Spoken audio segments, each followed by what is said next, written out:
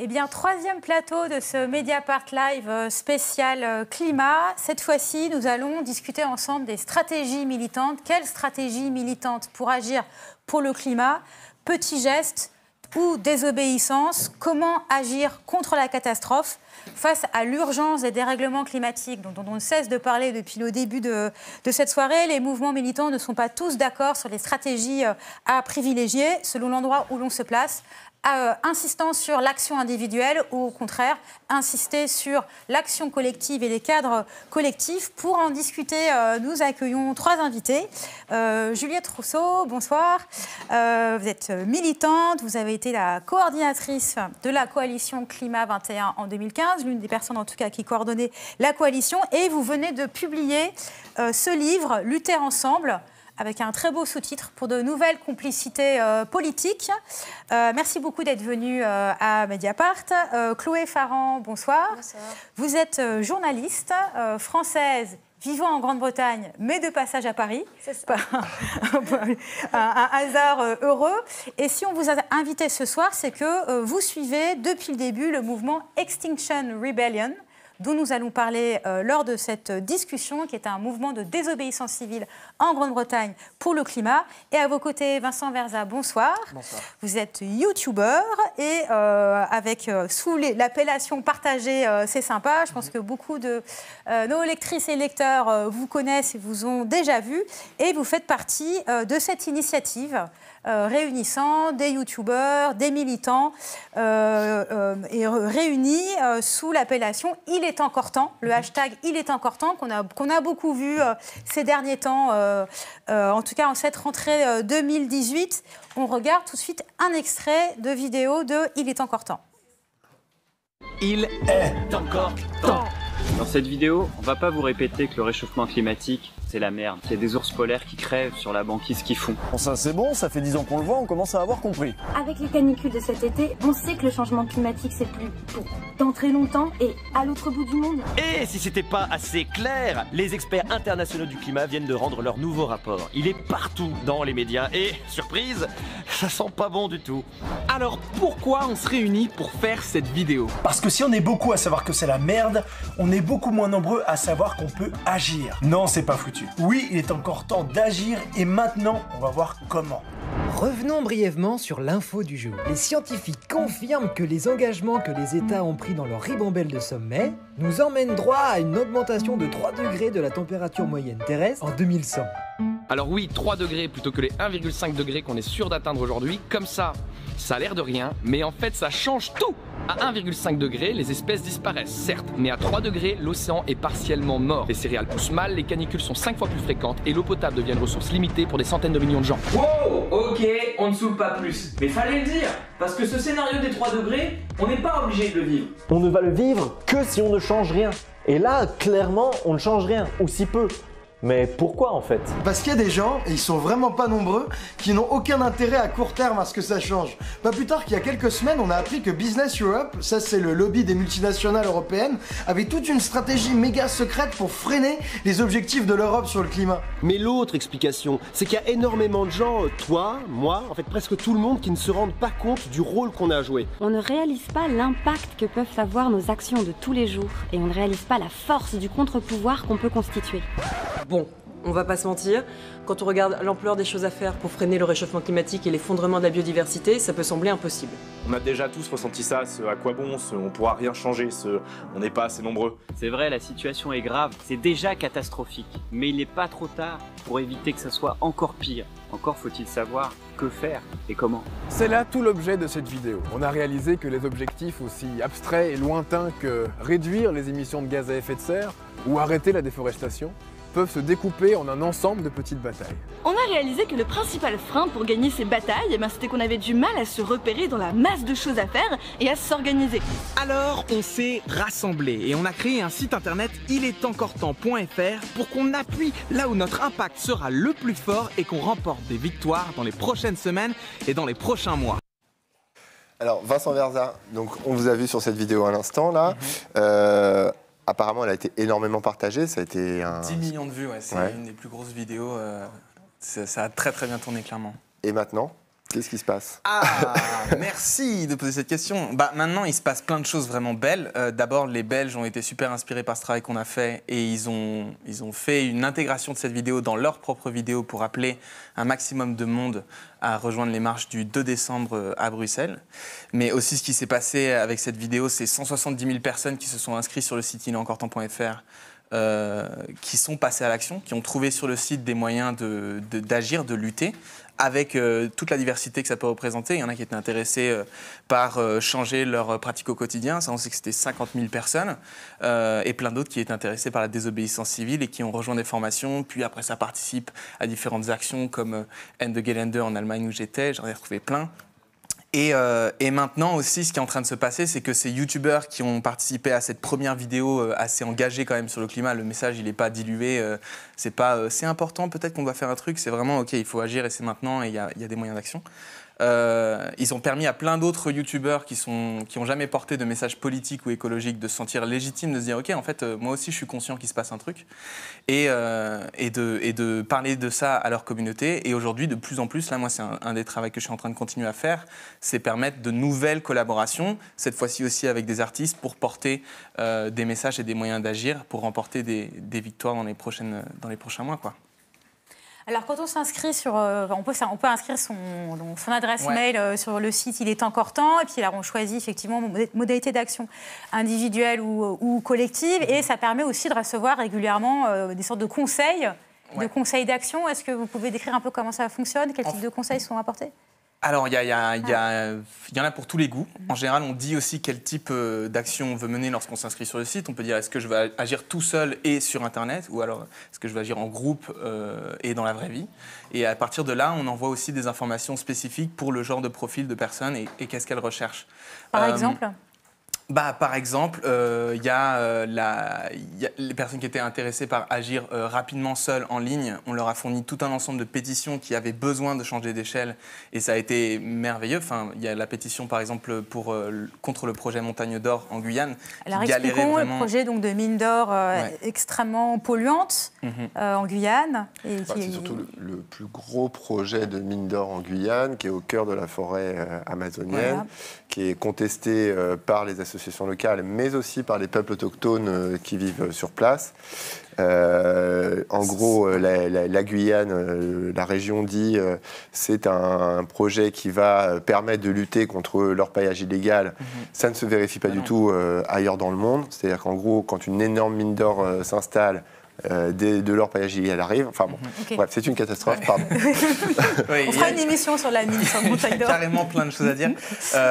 Mais c'est sûr qu'il y a 30 000 personnes du coup qui ont rejoint la voie des personnes qui ont signé la pétition. Après, le passage par directement. En fait, toutes les initiatives, il y en avait plus de 30 qui étaient sur le site, ont complètement changé d'échelle.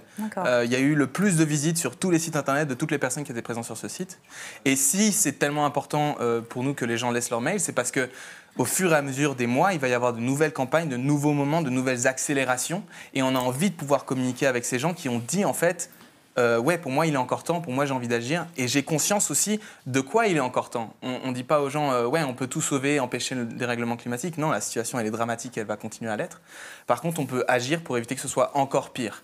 Et ça, on est en train de développer constamment et de travailler avec plein de gens pour essayer de trouver vraiment quel est le truc sur lequel on doit faire pression maintenant, et il faut qu'on puisse joindre toutes ces personnes qui ont envie d'agir pour mener cette campagne, quoi. Ok. Alors, il y a donc ce travail que vous décrivez très bien de support, de soutien aux pétitions, mais c'est vrai qu'il y a aussi, quand on s'inscrit, bon, moi, comme je l'ai fait, action individuelle pour voir, tiens, qu'est-ce que ça donne. Et là, ce qu'on reçoit, c'est plutôt, ah, bah, tiens, cette semaine, tu peux manger une journée végétarien, tu peux plutôt prendre ton vélo. Donc, des mesures, des éco-gestes, quoi, des conseils d'éco-gestes. Et c'est vrai que la question que ça amène, c'est finalement, au regard de la gravité de la situation, du dérèglement du climat, de l'effondrement du nombre d'espèces vivantes sur cette planète, les insectes, les oiseaux, enfin toute cette destruction du monde en cours qui atteint une échelle presque incommensurable aujourd'hui. Est-ce qu'on peut vraiment qualifier de passage à l'action le fait de manger végétarien une fois dans la semaine? Est-ce que là, il n'y a pas un décalage? C'est-à-dire, on voit bien la volonté et l'effort de toucher un plus large public, sortir des registres militants habituels, des discours militants habituels, de renouveler un discours et de toucher un plus grand nombre de personnes. Mais est-ce que ce n'est pas au détriment d'un discours qui se dépolitise complètement? Carrément, merci d'amener ce point-là. C'est le sujet de ce débat. Moi, je suis convaincu que ce qu'il faut, c'est une accélération vraiment de l'histoire, sinon on va tous y passer. Donc, je suis convaincu aussi que cette accélération de l'histoire, elle va se faire par des mouvements collectifs. Elle va se faire par notre capacité à agir ensemble et à faire pression sur les structures qui, actuellement, sont bien lancées pour détruire ce monde.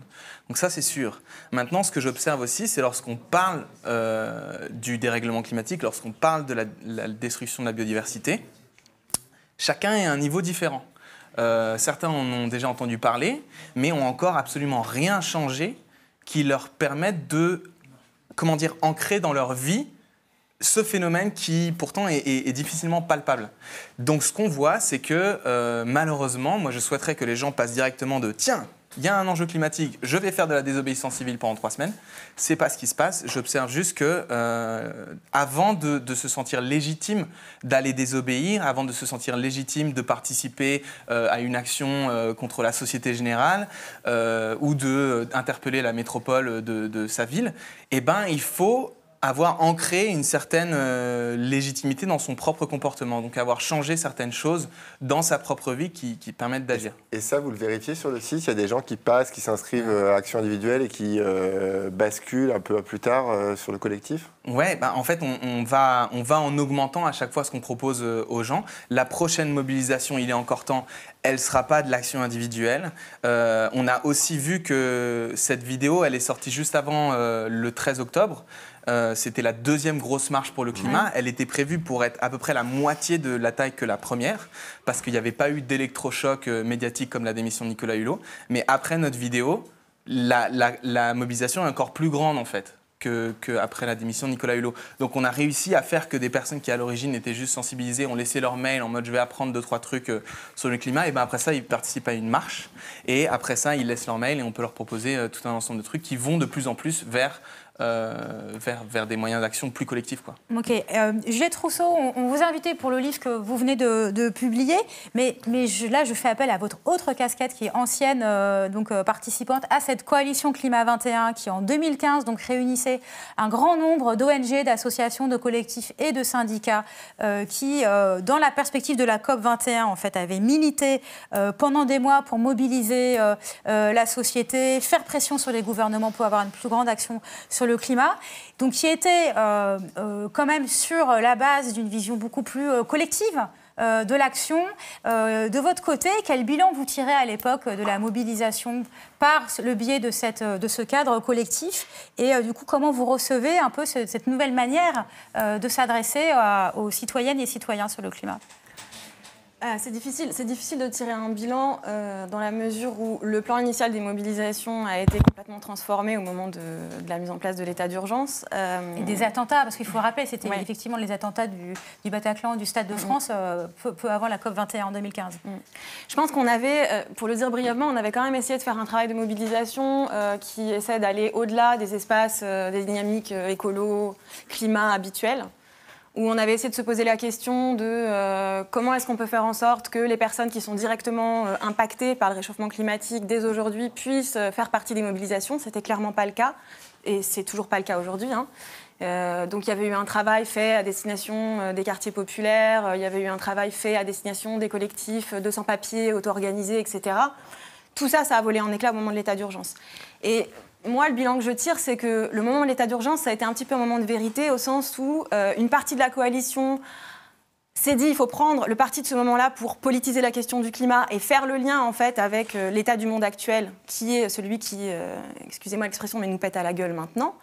Et toute une autre partie plus majoritaire de la coalition qui a dit hop, nous, on se retire. Nous, on parle que d'environnement et de climat. Excusez-nous, pour reprendre une phrase qui a vraiment été dite, je ne dirais pas par qui, nous, on ne s'occupe que d'environnement, pas de droits humains. Et donc, en fait, effectivement, on a vraiment vu à quel point, je pense, la faiblesse politique et l'incapacité d'une grande partie du mouvement climat, plutôt institutionnel, organisationnel, ONG, etc., à appréhender la crise climatique comme imbriquée dans un ensemble d'autres crises, dans un ensemble de rapports de domination. Cette faiblesse-là, elle a vraiment conduit, à mon sens, à ce que, finalement, ces mobilisations, elles soient, à son image, faibles. Et quand vous voyez aujourd'hui donc ces marches qui sont organisées, donc que Vincent rappelait, donc en septembre, en octobre, et c'est vrai qu'ils sont frappantes parce que on n'a jamais vu autant de monde marcher pour le climat en France, et les récits sont quand même assez concordants sur le fait que dans ces marches, il y a beaucoup de personnes qui sont, comme on dit, primo-manifestants, c'est-à-dire qui manifestent pour la première fois, ce qui est quand même quelque chose d'important quand on est un mouvement. Est-ce que ça veut dire que il y a potentiellement, enfin qu'il y a les conditions réunies ou je sais pas comment dire, les graines semées pour que ça prenne une plus grande ampleur, en tout cas celle qui était recherchée à l'époque? Comment vous regardez, vous, ces nouvelles mobilisations? Je pense que le fait qu'il y ait énormément de primo-arrivants dans ces manifestations, c'est clairement une bonne nouvelle. Je pense que la tentative, ou en tout cas la proposition de « Il est encore temps », c'est aussi une proposition intéressante. Je pense notamment à l'action dont tu parlais tout à l'heure, Ende Gelände en Allemagne, qui est vraiment pensée comme... Ende Gelände, expliquons, ce sont des actions de blocage de mines de charbon ou de transport de charbon menées en Allemagne, dans la Ruhr, en Rhénanie, par rapport au fait que, donc, en Allemagne, l'électricité est principalement encore d'origine carbonée. Je pense que d'avoir des espaces qui soient en ligne, des espaces physiques, c'est encore mieux, mais en tout cas des portes d'entrée pour des personnes qui arrivent dans le militantisme par cette question du climat et qui sont des portes d'entrée qui amènent les personnes à effectivement faire de l'action collective, s'organiser, se confronter, parce qu'Ende Gelände, c'est aussi une action qui met les personnes en situation de confrontation. Hein. Il faut passer des barrages policiers, il faut assumer d'entrer, de pénétrer un terrain privé qui est celui de la mine. Et donc effectivement, c'est quand même voilà, c'est peut-être, je pense pour beaucoup de personnes qui participent à Ende Gelände, c'est vraiment une première, c'est quelque chose qui.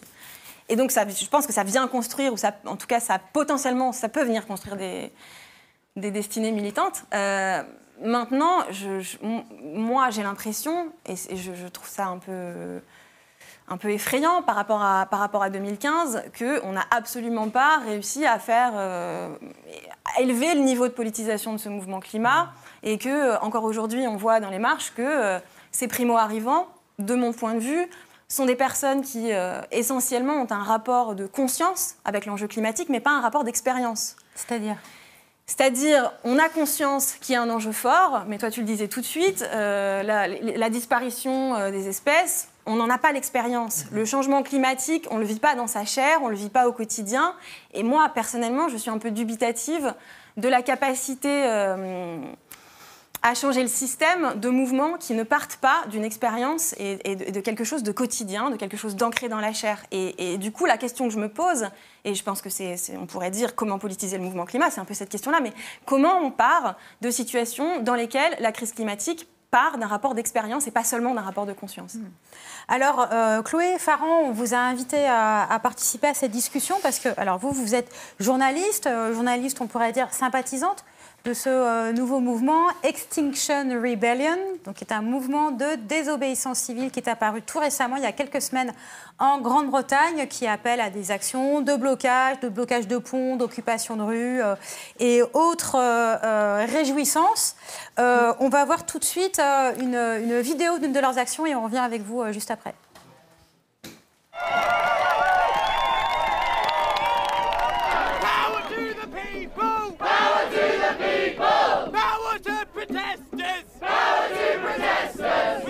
Can you hear us? Westminster, can you hear us? What do we want? Climate justice! When do we want it? Now! What do we want? Climate justice! When do we want it? Now! What do we want? Climate justice! When do we want it? Now! Alors, on voit dans la vidéo « Time to act is now », donc c'est le moment d'agir maintenant, donc ça ressemble un petit peu à Il est encore temps », sauf que là, c'est pas du tout pour opposer les deux initiatives, mais peut-être la différence, c'est que le point d'entrée de Extinction Rebellion, c'est vraiment la volonté d'action de masse, de blocage, de désobéissance, avec le risque assumé de se faire arrêter. Et d'aller potentiellement donc en prison. Chloé Farran, vous qui suivez ce mouvement depuis le début, est-ce que vous pourriez nous en raconter la genèse ? D'où ça vient et qui sont ces gens qui se mettent à bloquer des ponts pour le climat? Donc ça s'est organisé autour d'un collectif qui s'appelle Rising Up, qui était un collectif à la base qui aidait des groupes environnementaux à organiser des actions de manière très directe. Par exemple, ils ont essayé au niveau de l'expansion de l'aéroport de Heathrow, qui a causé beaucoup d'actions, et beaucoup de collectifs environnementaux se sont liés à cette action-là. Et le groupe Rising Up a fait ce travail de coordonner des actions. Et puis, au fur et à mesure du temps, de travailler avec tous ces collectifs différents, et ils se sont dit qu'il était grand temps qu'il y ait un mouvement de masse, un mouvement qui puisse regrouper tous ces gens qui font plein d'actions locales, mais en fait qui ne sont pas organisées au niveau national. Donc il y a eu ce collectif Rising Up qui a fait beaucoup de travail à partir du mois de janvier. Et puis, il y a aussi quelqu'un qui s'appelle Roger Hallam, qui est en fait un fermier qui habite au Pays de Galles, qui fait de l'agriculture bio, très concerné par le dérèglement climatique, et qui a en fait beaucoup étudié les mouvements sociaux, notamment... par exemple, le mouvement d'indépendance de Gandhi, le mouvement des droits civiques aux États-Unis, le mouvement des suffragettes pour le droit des votes, pour le droit de vote des femmes dans les années au début du XXe siècle en Angleterre, etc., etc. Le mouvement Occupy, notamment après la crise économique en 2008, et qui s'est inspiré de tous ces mouvements sociaux et qui a essayé de trouver là-dedans les points communs, ce qui a marché, ce qui n'a pas marché, et de développer une stratégie pour une action climatique. Et donc c'est finalement Extinction Rebellion, c'est le lien entre ce collectif Rising Up qui organise des actions et qui coordonne ces actions, et une théorie un peu du mouvement social. Mais du coup, les gens qui sont dedans, là, tout à l'heure, on voyait dans la vidéo, je crois que c'était 6 ou 8 000 personnes qui étaient réunies le 17 octobre. C'est des gens qui étaient déjà dans des collectifs ou il y a aussi des nouveaux arrivants? Enfin, comment ça se passe? Alors, il y a un peu de tout. Au départ, il y a avant même que le mouvement se lance, il y a eu une lettre de soutien de plus de 200 académiques et de gens et des universitaires qui ont soutenu le mouvement. Donc, ça a un peu... fait parler d'eux, lancé déjà le mouvement au niveau de la presse. Mais en fait, ce qui est très intéressant, c'est que la première action de Extinction Rebellion, c'était d'aller occuper les bureaux de Greenpeace à Londres. Alors pourquoi? Alors justement, Greenpeace, pour le coup, ce sont des gens qui sont du même côté, finalement. Ils défendent le même camp. Mais en fait, Extinction Rebellion a vraiment pris le point de vue que toutes ces grandes ONG et tous ces groupes institutionnels, finalement, sont devenus très proches du pouvoir. Finalement, se sont impliqués plus dans du lobbying qui se fait derrière des portes fermées, qui font beaucoup de recherches et qui font des actions très politisées, mais peut-être pas tellement dans la rue. Alors Greenpeace... ici, il y a plein de choses qu'ils font, mais finalement, quand ils vont aller aborder un bateau en mer ou quoi, il n'y a que quelques personnes. Ce ne sont pas des mouvements qui permettent à plein de gens de s'engager. Et donc, c'était vraiment un message pour dire à tous ces grands groupes institutionnels que finalement, ils se sont endormis. Et que devant l'urgence climatique, ils n'en font pas assez. Et donc, Extinction Rebellion, il y a d'un côté beaucoup de gens qui sont affiliés ou vaguement affiliés à plein de groupes, Greenpeace ou les Amis de la Terre, Friends of the Earth ou d'autres collectifs en Angleterre. Mais il y a aussi beaucoup de gens qui sont très engagés de manière individuelle. Donc par exemple, qui achètent bio, achètent local, ne prennent plus l'avion, vont partout en vélo, n'ont pas de voiture. Enfin bon, tous ces gestes zéro déchet, tous ces gestes, ces éco-gestes dont on parlait tout à l'heure, mais qui finalement n'avaient pas trouvé de plateforme pour s'engager. Et en fait, pour la première fois, Extinction Rebellion, elle permet à des gens qui ont une vraie conscience écologique et qui veulent faire quelque chose devant l'urgence climatique, de pouvoir s'engager et de pouvoir s'engager physiquement et de vraiment faire partie de ces actions. Il y a eu beaucoup d'arrestations déjà de ces mouvements, parce que vous citez une action, mais en fait, il y en a eu quasiment tous les jours, j'ai l'impression. Voilà, donc il y a eu une première action qui s'est lancée au début du mois de novembre pour un peu lancer le mouvement. Et puis derrière, il y a eu 2 semaines d'action très intenses avec des blocages. La semaine dernière, il y a eu des blocages toute la semaine dans Londres, à des points vraiment très stratégiques, vraiment pour mettre un peu le boxon dans tout ça. Et donc, pour le moment, il y a plus d'une centaine de gens qui se sont fait arrêter avec Extinction pour le climat. Et puis, on a vu, notamment le 17 novembre, ce qu'on a vu dans la vidéo, ils ont bloqué 5 ponts. Donc, il y a entre 6 et 7 000 personnes à peu près qui sont sorties, qui ont bloqué les 5 ponts qui sont vraiment au centre de Londres, qui permettent à la ville de fonctionner. Et voilà, il a fait très beau ce jour-là et les gens sont sortis, il y avait des enfants, il y avait des familles, c'était un samedi, les gens ont chanté, les gens ont dansé sur les ponts. Ce qu'il faut dire, c'est que tout ça, c'est de la désobéissance civile qui se fait de manière non violente, absolument non violente, c'est pacifiste. Donc non violente, c'est-à-dire pas de débris de mobilier urbain, pas d'incendie de voiture? Voilà, donc par exemple, ils ne vont pas respecter la loi dans le sens où ils font de l'obstruction de la voie publique. Il y a eu des actions, par exemple, où ils se sont littéralement collés les mains au bâtiment du ministère de l'Environnement, par exemple, et ils attendent de se faire arrêter. Et le but du jeu, c'est de se faire arrêter. Et toute la stratégie, en fait, veut que non seulement des centaines et des centaines, des milliers de personnes se font arrêter, mais qu'aussi il y ait des centaines et des milliers de personnes qui se retrouvent en prison.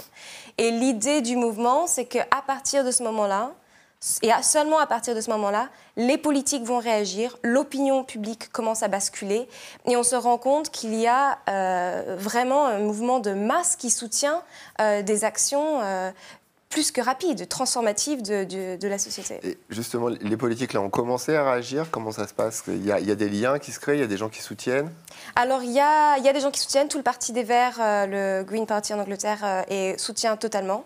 Il y a notamment au Parti travailliste, il commence à y avoir quelques personnes qui soutiennent de manière individuelle, mais il n'y a pas eu de grande annonce qu'il y ait des mouvements politiques qui soutiennent. Et c'est un peu une des critiques d'ailleurs du mouvement, dans le sens où, alors oui, ça va déranger les automobilistes, créer ce qu'ils appellent economic swarming, qui est en fait du blocage économique, mais par contre, il manque une dimension politique.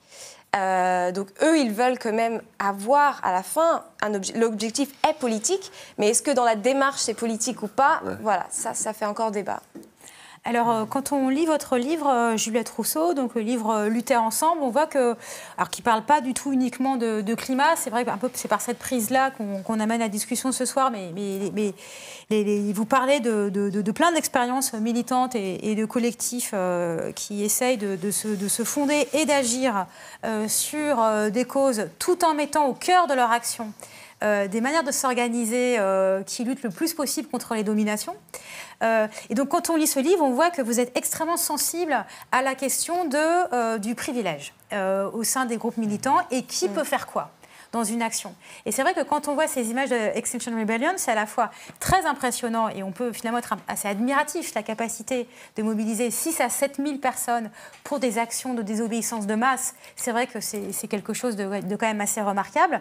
Et en même temps, la question que ça peut amener, et en tout cas, je trouve que votre livre, Juliette, nourrit un peu cette question, c'est finalement, mais à qui ces actions sont-elles destinées? Parce que qui peut prendre le risque d'une arrestation et est-ce que certaines personnes ne sont pas plus vulnérables que d'autres au risque d'une arrestation si on est une femme bourgeoise blanche? Peut-être peut-on davantage prendre ce risque qu'une personne racisée des quartiers populaires. Du coup, Juliette, j'avais envie de vous demander, par rapport à ce type d'action, quelle réflexion ça vous amène et est-ce que ça vous paraît être une forme de lutter ensemble à la recherche de ces nouvelles complicités politiques que vous recherchez ardemment? Dans le livre, je suis allée rencontrer quelques camarades en Angleterre qui ont organisé des actions, notamment sur l'aviation, avant Extinction Rebellion. Notamment une action qui cherchait à articuler cette question des rapports de domination en lien avec la crise climatique, qui était une action de blocage de l'aéroport de London City Airport, qui est un des aéroports de Londres, qui a été... je pense assez maladroite, mais parce que c'était un peu la première dans ce genre-là. Mais en gros, pour le dire très vite, on avait une action avec des personnes qui étaient majoritairement blanches qui allaient bloquer l'aéroport pour dénoncer le fait que leur slogan, c'était « La crise climatique est une crise raciste ». Donc la crise climatique est générée, elle est dans le droit héritage de la domination coloniale, elle est générée par les pays occidentaux et elle impacte massivement les pays du Sud et les anciens pays colonisés. elle n'a pas été si bien comprise, cette action, y compris par des militants, militantes non blanches qui n'ont pas très bien compris que tout d'un coup, il y a une bande de blancs, blanches qui fassent une action qui était brandée Black Lives Matter UK.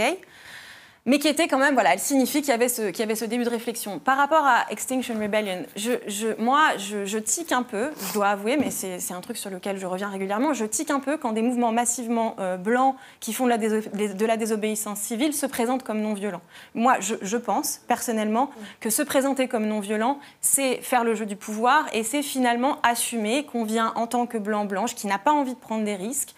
Alors évidemment, on prend des risques, on va se faire arrêter, c'est pas pour minorer le fait qu'il y a une certaine prise de risque, mais je pense que les mouvements qui peuvent se permettre de se dire non violents et de jouer cette carte-là ne sont vraiment pas n'importe quel mouvement. Et on le voit très bien en France. Je pense que des mouvements menés par des personnes non blanches dans des quartiers populaires, même dans des espaces ruraux, sont des mouvements qui ne peuvent pas se dire non violents.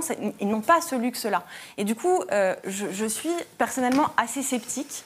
Parce que je trouve que jouer cette carte-là revient finalement assez souvent à faire le jeu de la division entre les mouvements en disant « nous, on est un bon mouvement, regardez-nous, on n'est pas violent, effectivement, on va un peu déranger l'économie, on va faire des blocages, etc. Mais on va se laisser arrêter, il n'y aura pas de souci. » Et ça, pour moi, c'est assez problématique.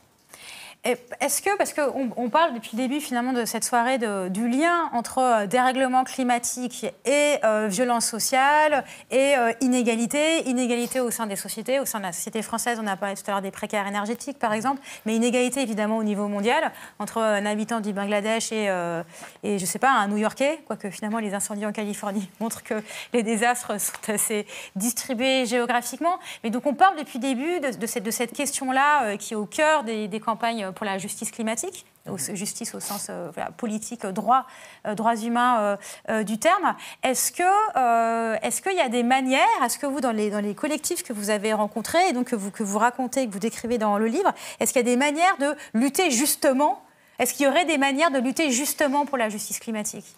Mais je pense, c'est pour ça que je parlais tout à l'heure de la différence entre un rapport de conscience et un rapport d'expérience. Et vous parliez tout de suite des États-Unis. Je pense qu'aux États-Unis, il y a des expériences assez intéressantes de lutte sur la justice climatique, suite à Sandy, Katrina, plus récemment, voilà, il y a les incendies en Californie, où on voit que les mouvements qui se réclament de la justice climatique sont des mouvements massivement issus des classes populaires, massivement non blancs. Mais il y a une autre dimension, je pense, qui est très importante, c'est que ce sont des mouvements ancrés dans des territoires et qui luttent à partir de leur communauté, à partir de leur territoire. Et je pense que c'est une autre des faiblesses des mouvements climat en Europe, c'est qu'on a des mouvements qui sont comme ça un petit peu... moi, quand je repense à 2015, j'ai un peu l'impression qu'on a flotté. On a flotté au-dessus de plein de réalités qui n'étaient pas les nôtres, qu'on ne voyait pas. Et je pense que quelque part, on est un peu limité parce que tant qu'on n'est pas ancré, on ne peut pas aller au-delà de demandes, et ce qui est un peu aussi le cas d'Extinction Rebellion, c'est-à-dire on demande aux gouvernants de prendre des décisions pour nous. Et on ne reprend pas en main nos vies, on ne reprend pas en main la façon dont on vit et la façon dont on doit absolument en fait, faire rupture avec ce système qui génère la crise climatique. Et du coup, voilà, je pense que... pour revenir à ce que je disais tout à l'heure, il faut à la fois chercher ce rapport d'expérience et à la fois chercher où sont les luttes qui sont ancrées. Et je pense que là aussi, il y a un enjeu assez fort.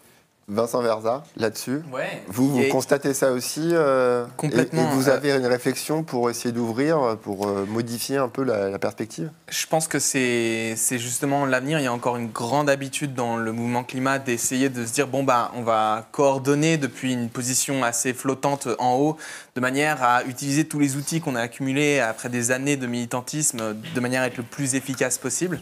Et d'une certaine manière, ça peut payer, mais ça a aussi un coût. Ça a un coût du fait que les gens, là où ils vivent, ils ne se sentent pas nécessairement légitimes d'agir et de s'adresser à des adversaires politiques et de prendre en main les choses là où ils habitent. Et en fait, ce qui était intéressant, l'expérience que j'ai eue, elle a essayé de mélanger tout ça, à savoir à la fois coordonner une campagne nationale, il est encore temps, qui allait parler à un maximum de monde, tout en organisant une manifestation à Lyon dans laquelle on a fait le siège de la métropole et on a refait la peinture avec nos mains rouges. Et depuis, on est dans un dialogue constant avec les métropoles, et y compris en off, pour chercher où est-ce qu'on peut vraiment appuyer là où ça fasse le plus mal, de manière à les forcer à revoir leurs objectifs. Et pourquoi métropole, vous pourriez dire en 2 mots? Parce que c'est le cœur du pouvoir à Lyon, c'est là qu'il y a tous les moyens d'agir, et c'est là aussi où tout le monde attend. Tout le monde se dit, bon, les prochaines élections, voilà, on attend 2020 et puis on verra bien si c'est mieux et on espère que ce soit mieux. Mais on n'a plus le temps, évidemment, d'attendre.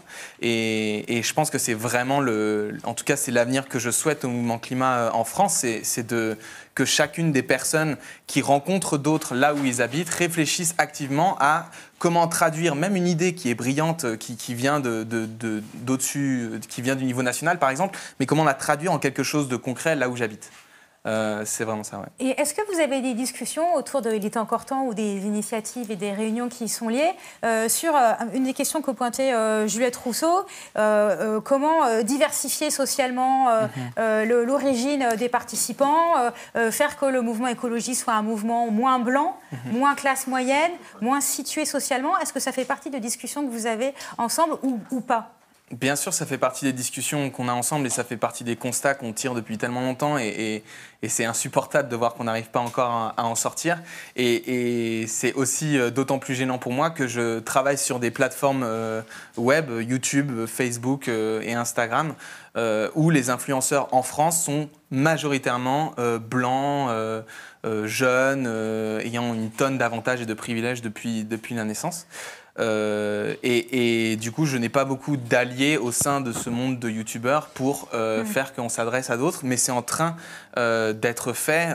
On travaille activement pour que des influenceurs que je n'aurais jamais eu l'occasion de rencontrer normalement, mais qui pourtant parlent à des millions de jeunes des quartiers populaires, s'emparent aussi de ce sujet-là et le portent avec nous.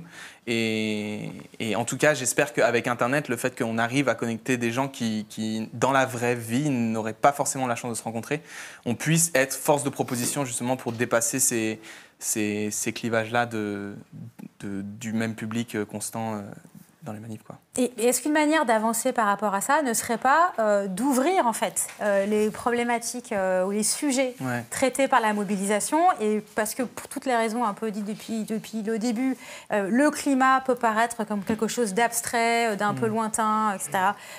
Par opposition à ce que mangent pour des mères de famille, ce que mangent les enfants dans les cantines, ou pour des jeunes de quartier, la confrontation aux violences policières, ou l'expérience de discrimination dans l'accès à l'emploi, au logement, enfin toutes ces violences structurelles qui font le quotidien de millions de Françaises et de Français. Est-ce qu'il n'y a pas simplement à attendre que d'autres personnes viennent, mais aussi faire soi-même l'énorme effort de changer sa manière de parler, y compris les sujets, et être peut-être solidaire d'autres luttes que simplement les... Complètement, et je trouve ça intéressant aussi de voir à quel point c'est sortir de sa zone de confort, parce qu'on maîtrise un certain discours pour une certaine catégorie de la population, et derrière essayer de, par exemple, oh mon Dieu, il y a les gilets jaunes, nous qui sommes écolos, comment est-ce qu'on arrive à parler avec ces gens-là? Est-ce qu'on ne devrait pas en parler du tout? Comme ça, on marque bien qu'on est des écolos, bien comme il faut. Et moi, évidemment, je pense qu'il faut qu'on arrive à comprendre qu'est-ce qui parle aux gens au moment où ils sont. Et en fait, c'est fascinant de voir que si on s'intéresse aux revendications des Gilets jaunes, par exemple, il y a des réponses dans les propositions de transition et dans le monde que je souhaite construire, et qui ne leur sont jamais parvenues jusqu'à maintenant, parce que le gouvernement ne leur propose pas non plus, et parce qu'aucun acteur économique leur propose. Mais ça, c'est le gros travail qu'on a à faire, surtout que je suis à peu près convaincu que le contexte économique ne va pas aller en s'améliorant et qu'on va certainement se prendre une crise l'année prochaine ou en 2020, et à ce moment-là, l'écologie va être enterrée derrière très très loin, et donc va falloir développer une capacité pour avoir un message hautement social de gens qui galèrent vraiment, et comment est-ce qu'on arrive quand même à protéger notre avenir sur une longue période, tout en traversant des crises économiques qui posent des problèmes beaucoup plus au jour le jour, quoi. Juliette Rousseau, de votre côté, comment vous avez réfléchi, ou qu'est-ce que vous avez observé comme expérience instructive d'aller vers les revendications de personnes qui peut-être a priori ne se sentent pas du tout à l'aise dans les mouvements climat? Non, mais je pense que, je suis contente que tu parles des Gilets jaunes. J'allais dire, tout à l'heure, je parlais d'imbrication des crises, et en fait, même le mot crise, il me gêne. J'ai envie de le questionner parce qu'avec le mot crise, on a l'impression que ça serait quelque chose de passager, la crise économique, vous voyez, la crise climatique. En fait, c'est pas du tout passager, c'est un état de fait et un état qui dure. Mais l'imbrication plutôt disons-le comme ça, l'imbrication des rapports de domination fait que j'ai l'impression qu'effectivement, il faut absolument réussir à s'extraire d'un angle unique qui serait l'angle climat et se méfier aussi d'un discours qui consisterait à dire il faut diversifier nos luttes, invitons les gens qui n'y sont pas à nous rejoindre. Non, s'ils n'y sont pas, c'est qu'ils n'ont rien à y faire, c'est que ça ne les intéresse pas, point. Il ne faut pas chercher plus loin. Ce n'est pas une question de vocable, c'est pas une question de... Parce qu'il y a quand même aussi quelque chose d'assez gênant et que moi j'ai porté pendant longtemps et que j'ai fini par comprendre que je portais, et puis après j'en ai eu un peu honte, mais de finalement avoir cette idée que si les gens ne sont pas là, c'est parce qu'ils n'ont pas compris. Mais non, ils ont très bien compris, c'est juste qu'ils ont mieux à faire en fait. Ils ont des choses plus importantes dans leur vie sur lesquelles ils se mobilisent. Et du coup, moi, de ces discussions, j'ai envie de dire ce soir, s'il y a des militants et des militantes du climat qui nous regardent, samedi, il y a un ensemble de manifestations, il y a les Gilets jaunes, il y a le collectif Rosa Parks qui appelle à un rassemblement contre le racisme d'État, il y a un rassemblement à Rennes de commémoration de la mort de Babacar Gaye qui a été tué par la BAC il y a 3 ans, et il y a une manifestation contre la mesure xénophobe de hausse des frais d'inscription pour les étrangers à l'université. Il faut aller dans toutes ces luttes soutenir les gens. Et pas y aller pour parler de climat, non, y aller pour réellement les soutenir. Et je pense, à travers ça, et c'est compliqué parce que c'est à la fois un travail de longue haleine face à un enjeu qui est effectivement extrêmement urgent, mais pas plus urgent que de résoudre, en tout cas de s'affronter au système raciste, au colonialisme, etc. En soi, il n'y a pas plus d'urgence. Il faut absolument réussir à aborder ces choses-là en se disant on va construire des complicités sur le long terme. On va se donner les moyens de construire des complicités de lutte. Et ça ne se fait pas effectivement en invitant les gens sur nos luttes, mais ça se fait aussi en allant les soutenir sur les leurs. Chloé Farran, quand vous entendez ça, si vous comparez à l'état de la discussion en Grande-Bretagne, en quoi c'est différent? Est-ce que c'est le niveau de discussion c'est pas plus riche, plus avancé, plus expérimenté ou pas? Non, je trouve que le point de Juliette, il est très très juste et je suis vraiment contente qu'on puisse discuter tout ça. Moi, il y a, en couvrant et en suivant le travail de Extinction Rebellion, il y a un sujet qui est arrivé très vite sur la table, c'est qu'ils veulent sortir de la Grande-Bretagne et en faire un mouvement global, international. Et un des premiers endroits qui a en fait fait une manifestation un peu sous le titre, sous le chapeau Extinction Rebellion, c'est au Ghana. Donc c'était un peu une surprise.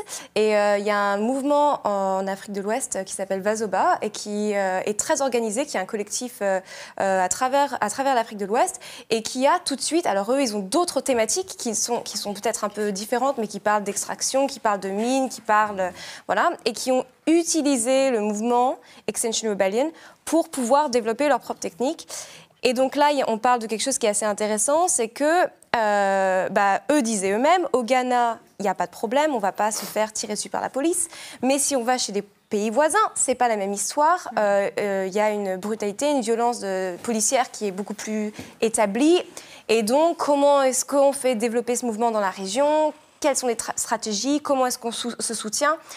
Et en fait, cette discussion-là, elle dit vraiment que le Extinction Rebellion, ils ont des règles, et il y a 9 règles d'or un peu à suivre, mais ils veulent que ces mouvements se développent de manière autonome et soient flexibles et soient adaptés là où ça va s'implanter. Donc l'idée, c'est que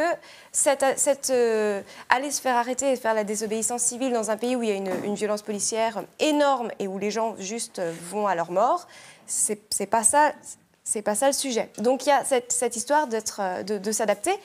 Et l'autre point qui est très important pour revenir à ce point de diversité, c'est que pour Extinction Rebellion, il faut que ce mouvement prenne aux États-Unis.